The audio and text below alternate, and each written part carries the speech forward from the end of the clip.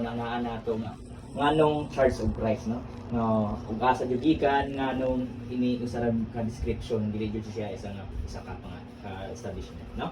So karong adlaw since nahumanas ang Bible study, magapadayon kita sa aton another song, no? Para sa aton nga worship songs, then kasundan naman sa aton nga pag mensahe.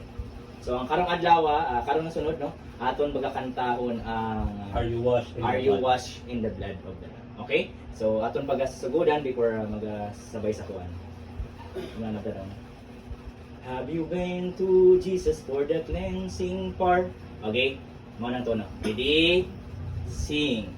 Have you been to Jesus for the cleansing power? Are you washed in the blood of the Lamb? Are you fully trusting in His grace this hour? Are you washed in the blood of the Lamb? Are you washed in the blood, in the soul cleansing blood of the Lamb? Are your garments spotless? Are they white as snow? Are you washed in the blood of the Lamb? Are you walking daily by the Savior's side? Are you washed in the blood of the Lamb?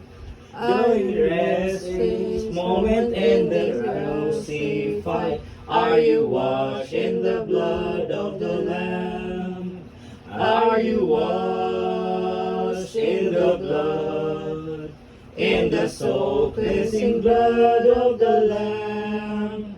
Are your garments spotless? Are they white as snow? Are you washed in the blood of the Lamb? When the bridegroom cometh, will your robes be white? Are you washed in the blood of the Lamb? Will your soul be ready for the mansions bright? Are you washed in the blood of the Lamb? Are you washed in the blood, in the soul cleansing blood of the Lamb? Are your garments spotless? Are they white as snow? Are you washed in the blood of the Lamb? Last verse. Lay aside the garments that are stained with sin, and be washed in the blood of the Lamb. There is a fountain flowing for the soul and clean. Are you washed in the blood of the Lamb?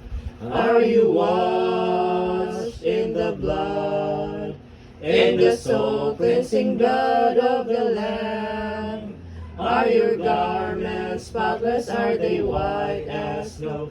Are you washed in the blood of the Lamb? So Brad.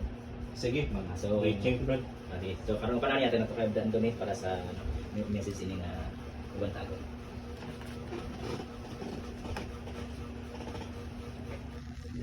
Salamat kay Brad.